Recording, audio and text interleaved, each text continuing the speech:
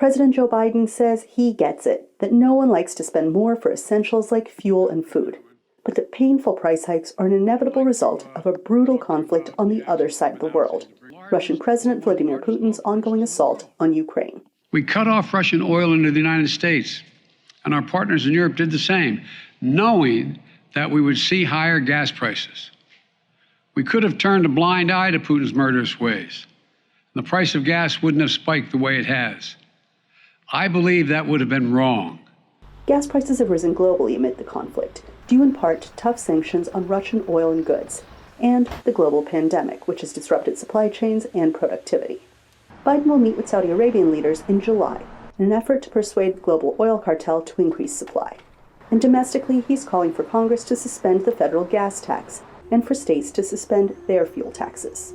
His Republican opponents say they oppose it. What the administration, of course, is coming up with is yet another gimmick, another Band-Aid, and something they know is dead on arrival up here in Congress.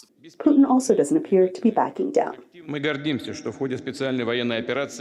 are proud that during the special military operation, our fighters act with courage, professionalism, like real heroes. Russian soldiers of different nationalities fight shoulder to shoulder. In this unit, in the faith of correctness of their cause, in the enormous popular support which our soldiers feel, lies the great invincible force of Russia. Analysts say Biden's focus on the war's economic impacts is critical to maintain public support. It makes a lot of sense that Biden is focusing on the Putin price hike. It's because as the war progresses, we're seeing it impact different NATO economies in different ways, right? And the price hikes at the gas pumps here in the United States is one key way. Well, how do you keep support for a war? How do you keep allied publics on board as the war goes on and people are starting to feel it in different ways and feel it in their pocketbooks? That's a big challenge for NATO and the United States. The White House says higher prices aren't the only casualty of war.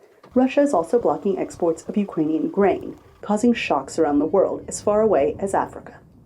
That is likely to be a topic when leaders of the world's 7 wealthiest nations meet next week in Germany. President Putin is, no kidding, weaponizing food.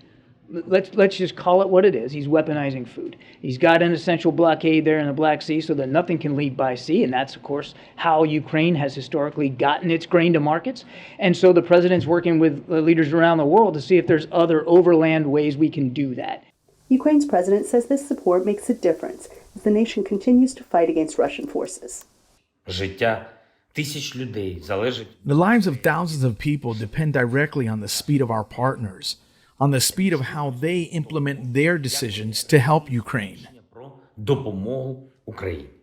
But as this war grinds into a 5th month, who pays the highest price of all?